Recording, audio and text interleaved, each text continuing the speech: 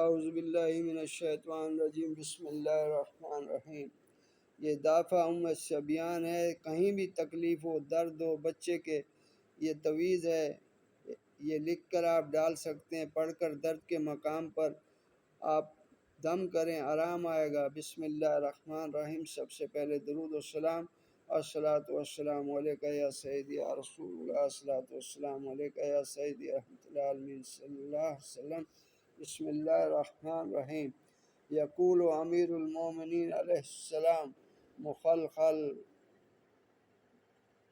مخلخل و مسلسل و مخاخا مشاشا اخرجو بجاہ محمد وآلہ طاہرین۔